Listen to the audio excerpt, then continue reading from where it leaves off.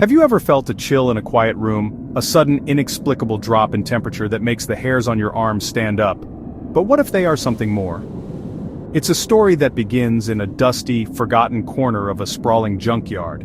Among the rust and ruin, an ordinary object was found, a simple, old-fashioned radio. But when the clock struck midnight, something inside this collection of wires and tubes would awaken. It would begin to broadcast signals that weren't from this world.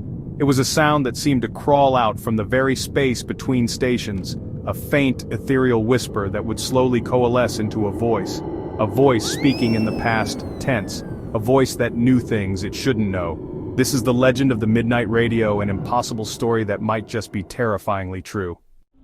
Urban legends are the folklore of our time, cautionary tales spread through whispers and late-night internet forums. We've all heard them: the killer in the back seat, the haunted video game, or the phone call from inside the house. They thrill us, scare us, and make us look over our shoulders. But sometimes a story emerges that refuses to be dismissed, whispered with fear, and backed by strange coincidences. The tale of the radio that picks up the dead is one such legend, beginning in a small community and spreading like a virus. People spoke of a radio, salvaged from a junkyard with a horrifying secret revealed in the deepest hour of the night. It was always a vintage model, covered in dust, waiting to be discovered. Those who dared to listen past midnight found themselves the subject of a ghostly broadcast, revealing their lives, secrets, and fears. For years it remained a spooky Halloween story, dismissed by skeptics, but then, someone decided to find the radio and see if the legend was real. The search for the radio was not an easy one. It was a quest born from morbid curiosity, a desire to confront the impossible. The trail led back to the source of the legend, a sprawling, chaotic junkyard on the outskirts of town, a place known locally as the Boneyard. It was a graveyard for forgotten things, a landscape of decay where cars, appliances, and the discarded remnants of countless lives were left to rust and return to the earth. The owner was a reclusive man, a figure as weathered and mysterious as the junk he presided over. He had heard the stories, of course. He would just smile, a knowing, unsettling smile when asked about it. It took weeks of searching through mountains of debris, but eventually, it was found. Tucked away beneath a pile of old tires and a tattered tarp was a radio. It was a cathedral-style console radio from the 1930s, its wooden cabinet scratched and faded, its fabric speaker cover torn. It looked like any other piece of junk, destined to crumble into dust. There was no reason to believe it would even work. But when it was plugged in, after a moment of humming and crackling, the dial glowed to life. A faint, tinny sound emerged from the speaker, a local AM station playing a country song. It seemed perfectly ordinary. The first few nights were uneventful. The radio played music, news, and talk shows, just as any other radio would. The excitement began to fade, replaced by a sense of anticlimax. The legend, it seemed, was just a story after all, but the instructions from the legend were clear: you had to listen at midnight. And so, on the third night, the vigil continued. The minutes ticked by, closer and closer to the witching hour. The air in the room grew heavy with anticipation, a mix of skepticism and a primal, nagging fear. What if the stories were true? What if something was about to happen? Then, exactly as the clock showed 12 o'clock a.m., it began. The country music sputtered and died. The speaker fell silent for a long, pregnant moment. The silence was then broken by a burst of harsh, grating static, a sound far louder and more aggressive than simple interference. It was a sound that made you want to cover your ears. And then, through the noise, a voice began to emerge. It was faint at first, distorted and distant, but it was undeniably a voice. It wasn't a DJ, it wasn't a newsreader, it was something else. The impossible was happening. The midnight signal had arrived. Every small town has a place like it, a place on the edge of things. To the locals it was, and always would be, the Boneyard. A sprawling 10-acre wound, a chaotic kingdom of rust and decay. It was a final resting place for the things our world no longer wanted. Teenagers saw it differently, a rite of passage. The sheer scale of the place was overwhelming, a labyrinth of discarded history. Each object had a story, now abandoned and left to be consumed by nature. Beyond the clutter, the Boneyard held a different kind of reputation, painting the Boneyard as a place on the very fringe of the known world. The Boneyard had been in the Miller family for 3 generations, started in the 1940s by Silas Miller. Silas's son, Elias, saw the junkyard as a museum of lost things, sparking strange rumors. Tools went missing, and visitors felt watched. They reported faint music and whispers. Elias offered only a cryptic smile when asked. The Boneyard became a place touched by something unnatural. The history became one of rust and rumors, presided over by a family that knew more than they said. The man who would eventually find the radio was named Leo Kemp. Leo wasn't a ghost hunter or a thrill seeker. He was a quiet, unassuming man in his late 40s, a history teacher at the local high school. But Leo had a passion, a hobby that some might call an obsession. He was a collector of forgotten technology. He loved the things that time had left behind, old typewriters, bakelite telephones, and especially vintage radios. He saw a beauty in their craftsmanship, a tangible connection to a past he could only read about in books. For Leo, these objects weren't just junk. They were artifacts that held the echoes of a different time. Leo was a frequent visitor to the Boneyard. He saw it not as a place of decay, but as a treasure trove. He would spend his Saturday afternoons patiently sifting through piles of debris, searching for a glint of chrome or the curve of a wooden cabinet. The current owner, a grandson of the original Silas Miller, knew Leo well and would often let him explore the yard for a small fee. Leo had heard all the spooky stories about the place, of course. His own students would tell him the legends with a mix of fear and excitement. He always listened politely with a teacher's patient skepticism, dismissing them as teenage fantasies. He wasn't looking for ghosts. He was looking for history. His garage was a testament to his passion, shelves lined with radios of all shapes and sizes, each one lovingly restored to working order. He loved the process, the delicate work of replacing dried-out capacitors, resoldering broken connections, and polishing the faded wood until it shone again. There was a unique satisfaction in taking something broken and silent and bringing it back to life. Hearing the warm, crackling sound of an AM station emerge from a speaker that had been quiet for 50 years was, for Leo, a small kind of magic. But even a skeptic like Leo couldn't deny the strange atmosphere of the Boneyard. He too had experienced odd moments there. The sudden, inexplicable feeling of not being alone. A fleeting shadow glimpsed from the corner of his eye. He always chalked it up to his imagination, the effect of being surrounded by so much forgotten history. He never gave it a second thought. He was there for the hunt, for that singular thrill of discovery. He had no idea that on one overcast afternoon in autumn, his search for a piece of the past would lead him to something that wasn't dead at all. It was a cool day in October. Leo was deeper in the Boneyard than usual, searching for parts. As he pulled away a rusted sheet of metal, he saw it. Tucked beneath a tarp was the corner of a wooden cabinet. It was a cathedral-style radio from the 1930s. Excitement surged through him. As he carried his prize, the owner watched him approach. "Found something good, did you, Leo?" he asked. "Ah, that one," he said. "Been a while since I've seen it." He paid the man, loaded the radio into his car and headed home. He had no way of knowing he was bringing home the centerpiece of a local legend. The radio sat on Leo's workbench, a silent monolith. He began cleaning it, wiping away decades of neglect, admiring the craftsmanship. To his surprise, the electronics were in remarkably good condition. After a week, he was ready for the moment of truth. He turned the power knob. A low hum emanated from the cabinet. A warm orange light flickered to life. The smooth voice of a late-night jazz host filled the room. It worked perfectly. He had rescued this beautiful object and made it sing again, a beautiful ordinary antique. For 2 nights the restored radio filled his study with jazz. It was a perfect companion as he graded papers. The rumors associated with the Boneyard seemed ridiculous. On the 3rd night, Leo was working late. He was getting tired. The jazz station was replaced by classical music. Then, something shifted in the atmosphere. As he registered the time, the music sputtered and died, but the dial was still glowing, and a low hum emanated from the cabinet. Before his fingers could touch the radio, the silence was shattered. A harsh crackle of static erupted from the speaker. The midnight shift had begun. The static that poured from the radio was unlike any interference Leo had ever encountered.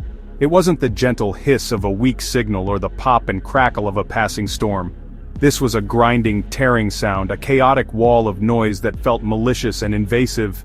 It filled the small study, seeming to press in from all sides. Leo, startled, kept his hand frozen in midair, his instinct to change the station warring with a sudden, paralyzing curiosity. What was causing such a strange and powerful disturbance?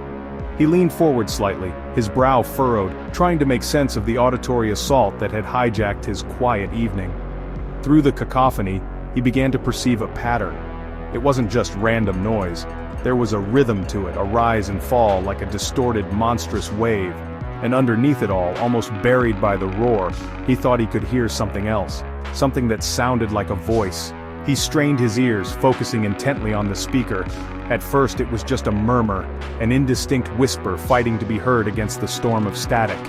He shook his head, thinking it must be an auditory illusion, his brain trying to create order out of chaos. But the sound persisted, growing slightly in clarity. Then, for a brief moment, the static receded, and the voice broke through. It was a man's voice, but it was strange. It was flat, emotionless, and had a tinny, distant quality, as if it were being broadcast from a great distance through primitive equipment.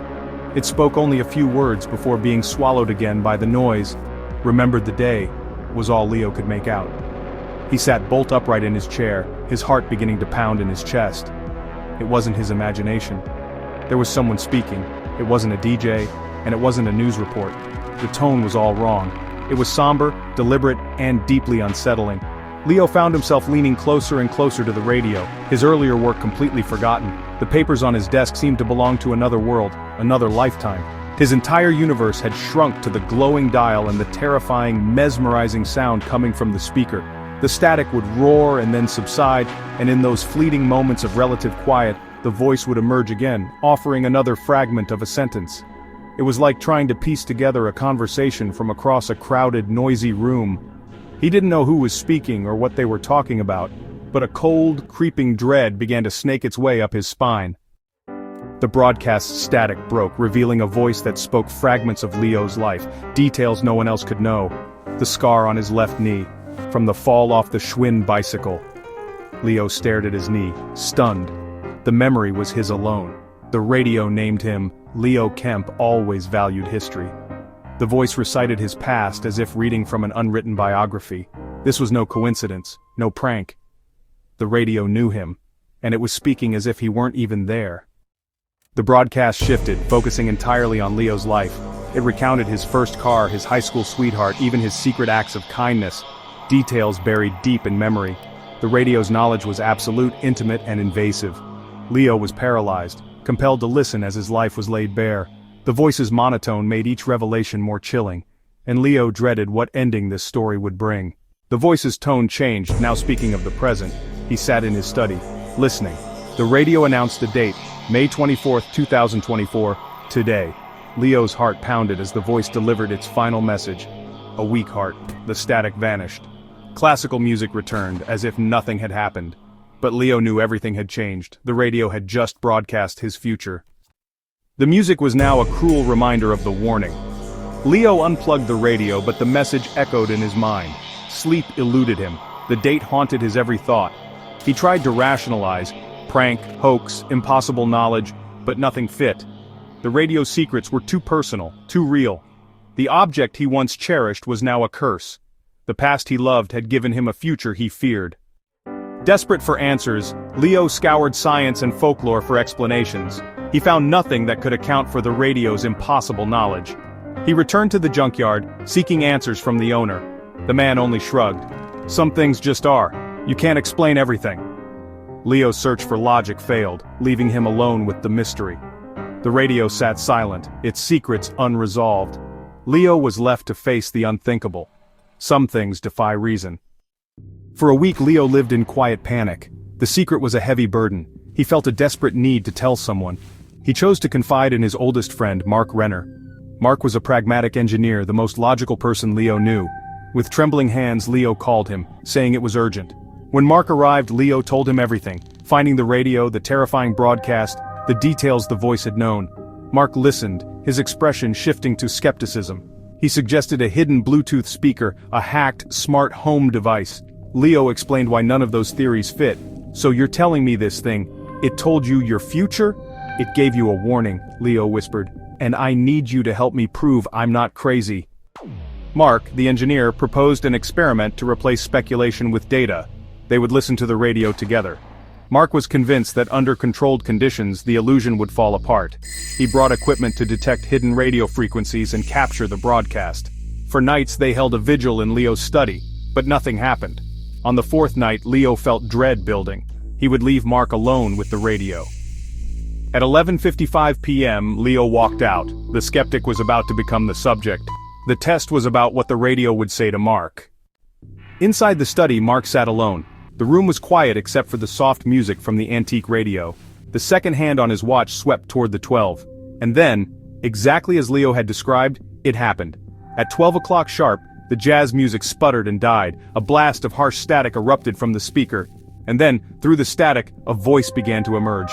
"Mark Renner," the voice said, cutting through the noise with chilling clarity. Mark froze, his blood turning to ice. It spoke of a model rocket he had built when he was 12, a secret he had never told anyone. This was impossible. He finally understood the true nature of the terror his friend had been experiencing. He was a listener. Leo and Mark were now bound by the chilling knowledge of the radio. Mark's skepticism was replaced by dread. The radio was not a trick, but a conduit. Its knowledge was not limited to the living. They questioned its purpose and origins. Leo sought answers in the radio's past. They began investigating the radio's history, not their own future.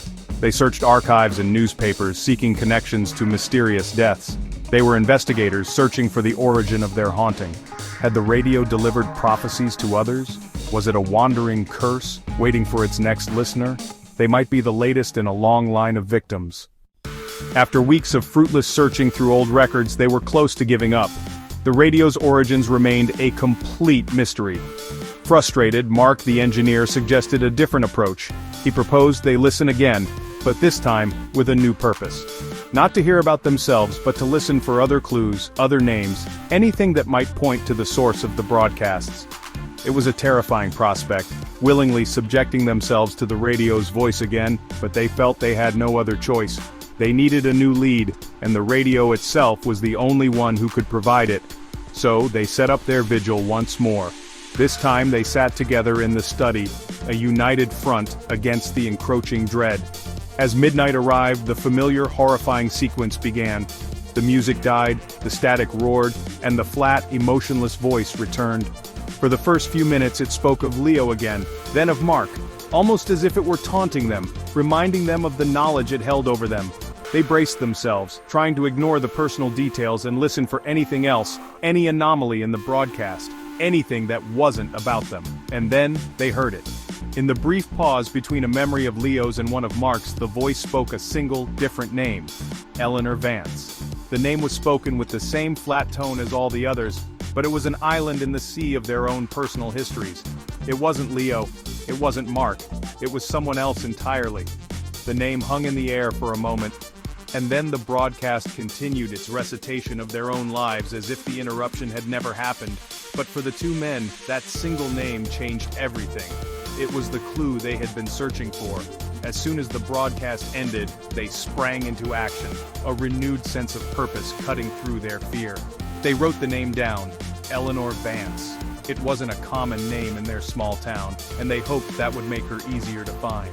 They rushed back to the library archives, their search now laser-focused.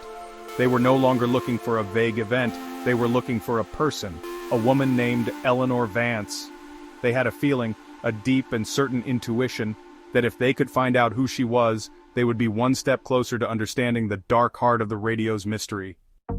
The search for Eleanor Vance was easier than they had anticipated. Just a few hours of scrolling through digitized census records and old newspaper archives gave them a hit. Eleanor Vance had lived in Havenwood. The record showed she was born in 1915. She had been a young woman in the 1930s, the very era when the cathedral-style radio was a centerpiece in homes across America. As they dug deeper, a tragic story began to emerge from the black-and-white text of the old newsprint.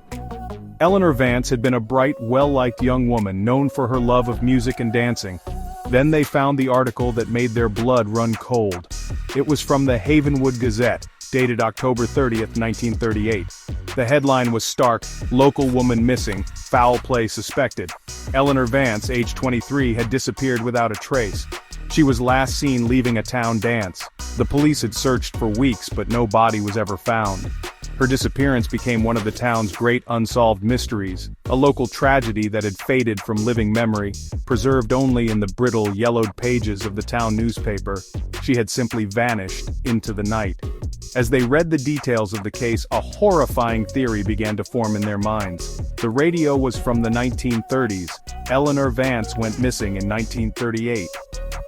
Could this have been her radio? Was it possible that the radio, her prized possession, had somehow borne witness to her final moments? The idea was outlandish, a premise from a pulp horror novel, but in the face of what they had already experienced, it felt terrifyingly plausible. The voice on the radio, they realized, always spoke in the past tense, as if it were a narrator recounting a story that was already over. They found one last crucial detail in a follow-up article about the investigation. The police had interviewed Eleanor's family, who mentioned that on the night she disappeared, she had been at home, listening to her favorite radio program right before she left for the dance. She had owned a brand new top-of-the-line cathedral radio, a gift from her father. The connection was now undeniable. This wasn't just any radio, it was Eleanor's radio.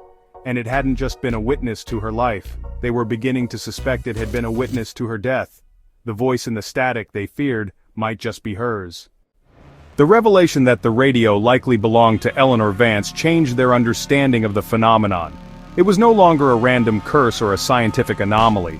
It was personal. It was a story of a single, unresolved tragedy, an echo of a violent death trapped within the wires and tubes of a wooden box. The voice, they now believed, was the radio itself, or perhaps the spirit of Eleanor, replaying the story of her end, but somehow transposing the details onto whoever was listening. It was a curse born of grief and violence, forever broadcasting a warning that had come too late for its original owner. This new theory cast the radio's prophecies in a new, even more sinister light. The warnings it gave them, the dates, the causes of death, were they real predictions? Or were they something else? Perhaps they were a reflection of Eleanor's own fate. She had left her home on an ordinary night with no warning that it would be her last. The radio's broadcasts were a reenactment of that sudden, unforeseen end. It wasn't telling the listener their future, it was forcing them to feel the same terror and uncertainty that Eleanor must have felt in her final moments. It was a curse of empathy, a forced connection to a decades-old murder. The question of what to do next was agonizing. Should they destroy the radio? Take a sledgehammer to it and smash the cursed object to pieces, silencing the voice forever? The thought was tempting, a visceral desire to end the source of their terror. But what if that was the wrong thing to do? What if destroying the radio would only trap the echo, or worse, release it? And what about Eleanor? If her spirit was somehow tied to this object, destroying it would be a second, final death, erasing the last trace of a woman whose case had never been solved. They were trapped. The radio was a witness, its broadcasts a cryptic testimony to an unsolved crime. It was a warning, a constant reminder of their own mortality, delivered in the most terrifying way imaginable. And it was a curse, an object that had brought a forgotten tragedy from the 1930s crashing into their 21st century lives. They possessed the only clue to a cold case that was nearly a century old, but that clue was also slowly driving them mad. They had to make a choice, try to solve the past to save their future, or destroy the present to escape the past. For Leo Kemp and Mark Renner, the discovery of Eleanor Vance's tragic connection was not an answer, but the beginning of a deeper mystery. They could hand the radio over to the authorities and be dismissed as madmen, or take matters into their own hands. The radio had become a profound moral burden. The radio remained in Leo's study, a silent monument to their terror. The radio's legacy was a permanent state of heightened fear that began to erode their lives. The radio had infected their perception of reality, planting a seed of cosmic horror. They returned it to the Boneyard, hoping its cycle of terror would be broken. Years have passed. Leo and Mark no longer speak of the radio, their shared trauma too great. They live, forever listening for a voice in the static. The dates have come and gone. They survived, but with no comfort. Eleanor Vance remains a mystery, her story a ghost note. Is her spirit tied to the radio, waiting for justice? We will never know. The legend persists. And so the radio waits. It sits in that vast graveyard, silent for now. One day another soul will stumble upon it, and on some quiet night the music will die, the static will roar, and a voice will emerge.